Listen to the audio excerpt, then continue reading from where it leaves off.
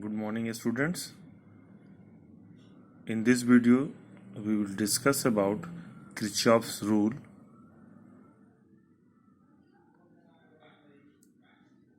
What is the need of this Kirchhoff's rule? In complicated circuits where we are not able to find out the values of current and potential in different parts of the circuits, in those situations, Kirchhoff's rule helps us to find out the same.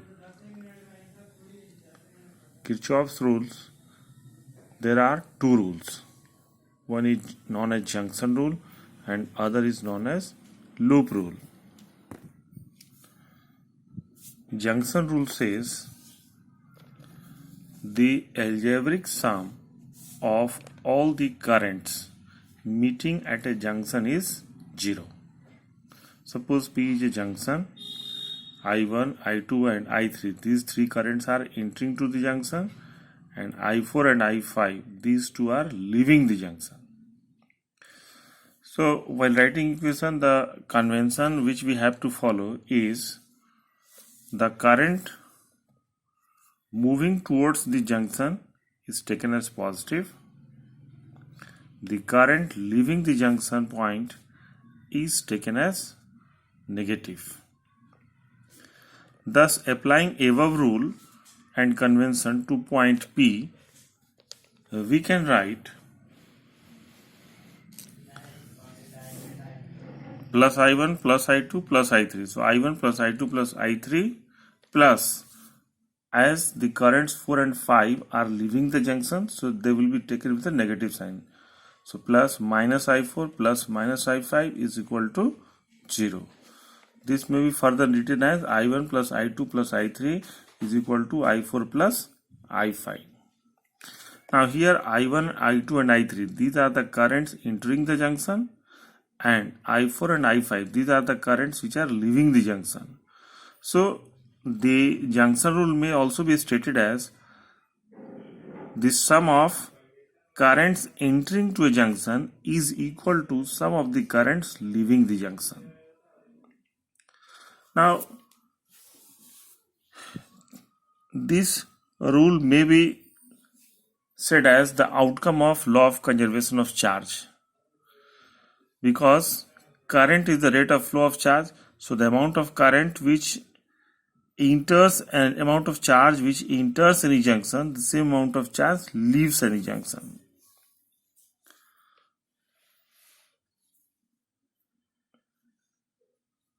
It may be treated as an outcome of principle of conservation of charge, as there is no accumulation of charge at any junction. The quantity of charge which enters any junction is in a given interval of time is the same as the quantity of charge which will leave the junction in the same interval of time. So junction rule may be treated as an outcome of law of conservation of charge. The second rule is also known as loop rule, which says the algebraic sum of all the changes in potentials encountered during traversal of a closed circuit is equal to 0. So if in a network we move on a closed path and we take the sum of all the changes in potentials which comes across in the path while moving the closed path, their sum will be equal to 0. The same may also be written as the algebraic sum of all the changes in potential around any closed loop involving resistors and cells in the loop is 0. So if you take the sum of all the changes in potentials while moving in a closed path, their sum will be equal to 0. This is what second rule, that is loop rule, says. The sign conventions to be followed. This is your resistor and this is the direction of current flowing in the resistors. So if while moving in a path we cross a resistor in the direction of current flowing through it, the potential drop across the resistor will be taken as plus IR. And if we cross a resistor, R is the resistors, I is the current flowing in the resistor, and if we cross the resistor in a direction opposite to the flow of current, the potential drop across the resistor will be taken as minus IR. This convention we will follow. Now in case of cells, so if we cross a cell while moving in a network from negative electrode to positive electrode, this is the direction of crossing the electrode.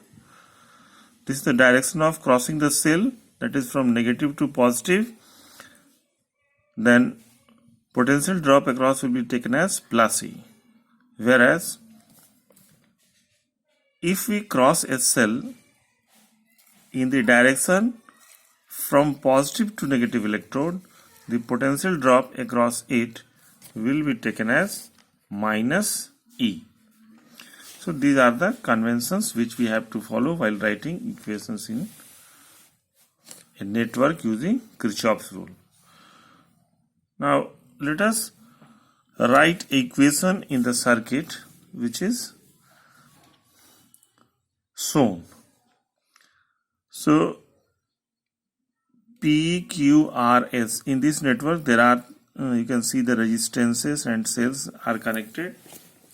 So if the current distribution is given in the circuit and we have to write the equations, see how we can write.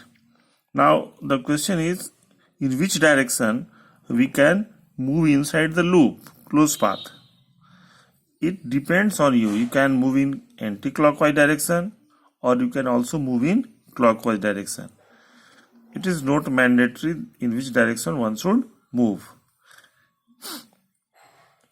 So suppose in the loop PQRP we are moving in anti-clockwise direction. So let us start from here. We are moving in this direction. So write the equation. Now see that this is the direction of motion. In this way we are moving. So we are crossing the cell from positive to negative electrode. So potential drop across it will be taken as negative. So we will write minus 4. Next comes is your resistance. We are crossing the resistance in a direction opposite to that of current. So it will be minus 60I. Minus 60I. Thereafter, again we are crossing this resistance in a direction opposite to that of current flowing in it.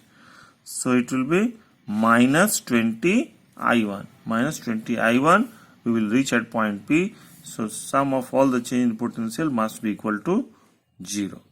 So this is how we can write equation. Now write equation in the closed loop P, S, R, P. Suppose we are writing equation in this closed loop in clockwise direction. So we will move like this: P to S, S to R, and R to P. So while moving from P to S, this cell comes in the way. We are crossing it from positive to negative terminal. So potential drop across it will be negative. So we will write minus 5. So you can see minus 5. Then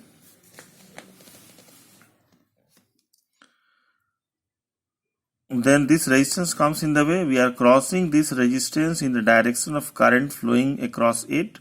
So potential drop will be plus. So current is I minus I1 and the resistance is 200. So we will write 200 into I minus I1. Then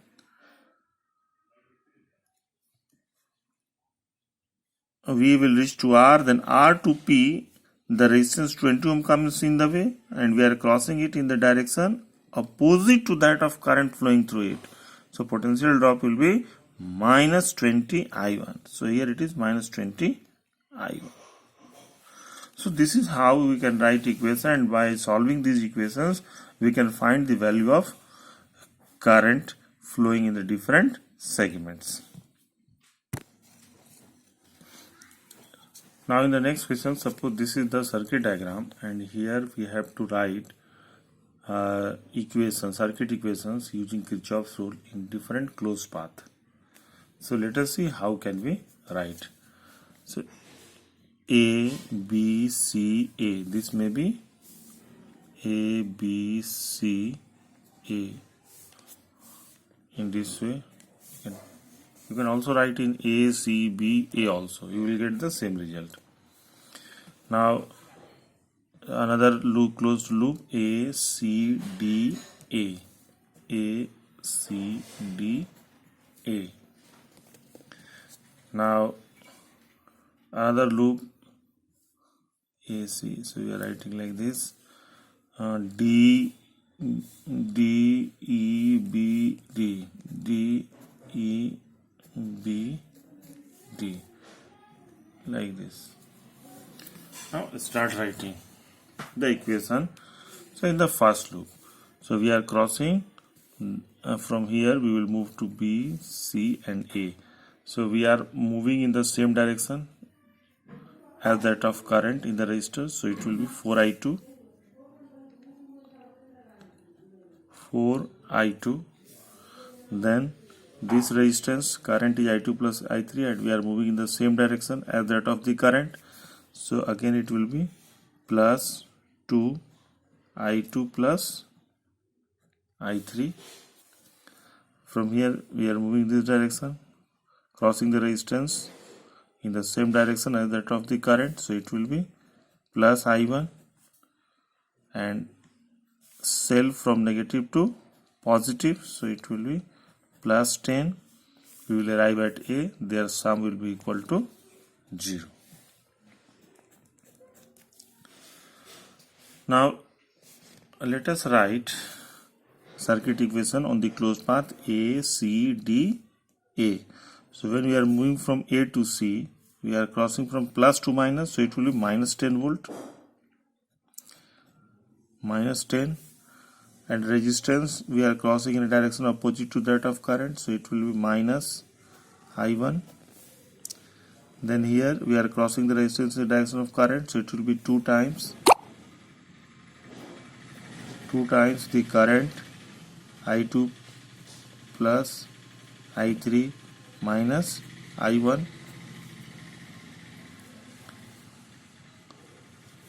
Then we are crossing this resistance in a direction opposite